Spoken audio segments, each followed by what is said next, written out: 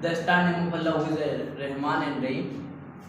Previous lecture में मैंने आपको बताया था कि HCF एंड LCM कैसे मालूम किया जा सकता है, ठीक है। और मैंने आपको उसकी ट्रिक्स भी बताई थी कि आप छोटे तरीके से HCF एंड LCM कैसे मालूम कर सकते हो।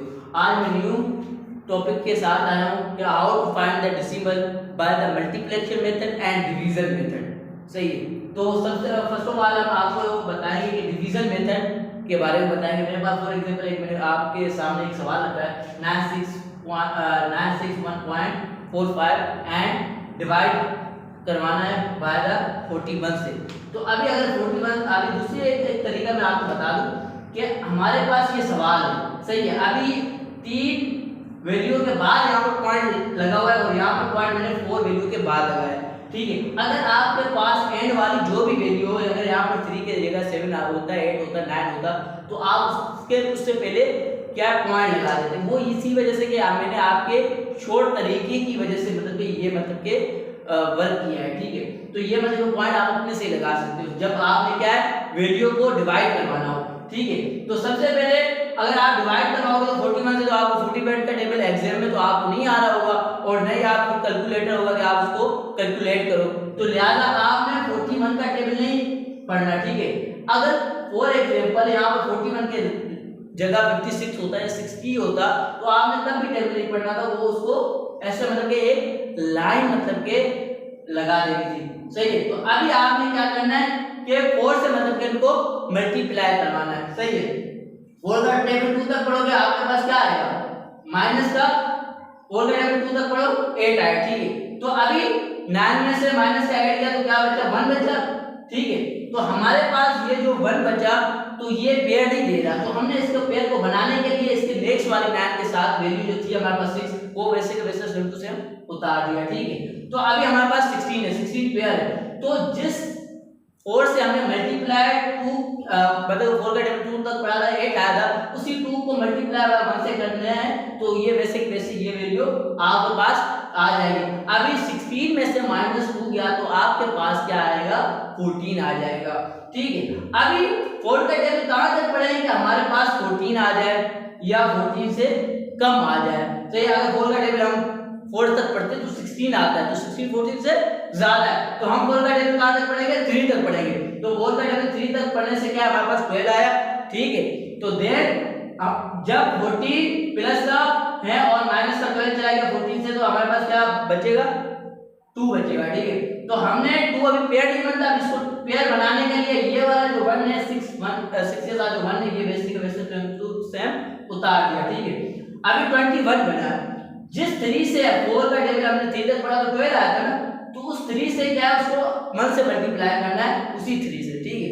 तो हाँ आपने उस 3 से मल्टीप्लाई करवा दिया 1 को, तो 21 प्लस क्या है तो माइनस का 3 निकल गया, तो क्या बचा आपके पास 18 बच गया, ठीक है। तो अभी 18 हमारे पास वैल्यू है। अभी 4 का टेबल कहां तक पढ़ेंगे कि हमारे पास क्या है 18 आ जाए, तो 4 के टेबल पढ़ने से हमारे पास 18 नहीं आता, 4 का टेबल 4 तक पढ़ेंगे तो हमारे पास क्या है 16 आता है, तो हमने 4 का टेबल 4 तक पढ़ा तो 16 आएगा, सही है। तो हमने 16 यहाँ लिख लिया और यहाँ पर 4 लिख लिया, ठीक है।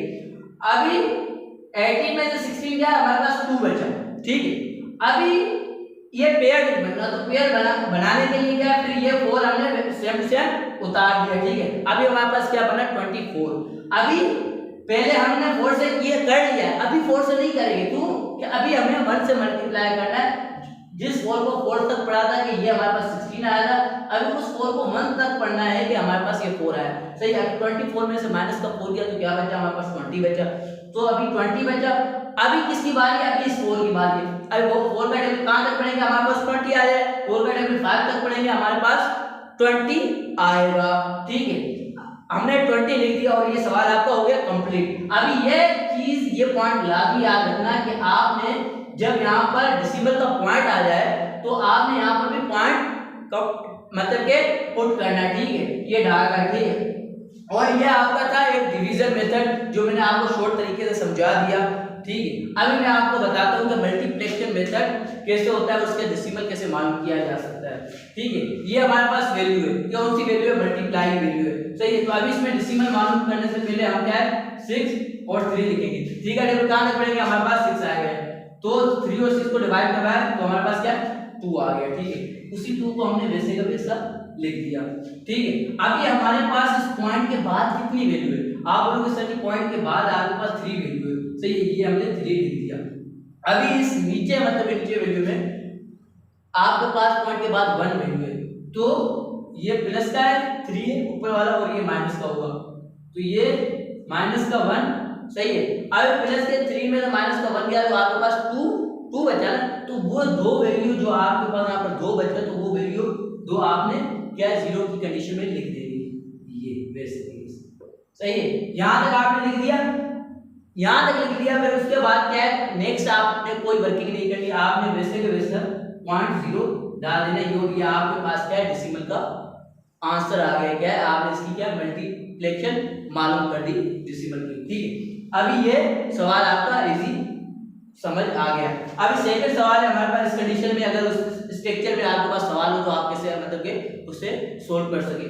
तो आपके पास इस स्ट्रक्चर में जब भी सवाल हो तो आपने पहले वैल्यू देख लिया, आपके पास ये वाली वैल्यू है, ये वाली वैल्यू, आपने क्या 0 को नहीं देखना, आपने इनका टेबल कहाँ तक पढ़ा 7 तक पढ़ा, तो क्या आता है 56 आता है, सही है।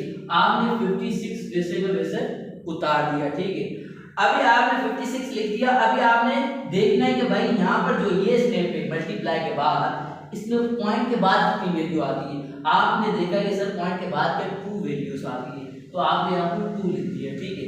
और यहाँ पर पॉइंट के बाद क्या आ रही है 1 वैल्यू आ रही है, तो यहाँ पर आपने 1 लिख दिया, और 2 और 1 कितना हुआ 3 हुआ, तो ये 3 वैल्यू कौन सी वैल्यू लिखोगे, आपने 3 वैल्यू नहीं लिखनी, 3 की जगह 30 लिखनी, सही है, ये आपने 30 लिख दी, ठीक है। और आपने क्या लिखना है उसके बाद, ये जैसे कि डेसिमल का पॉइंट था, पॉइंट डाल के वैसे वैसे ये 0 लिखना है। आपके पास ये क्या मल्टीप्लिकेशन का आंसर आ गया कि आपने मल्टीप्लाई का डेसिमल मालूम किया है।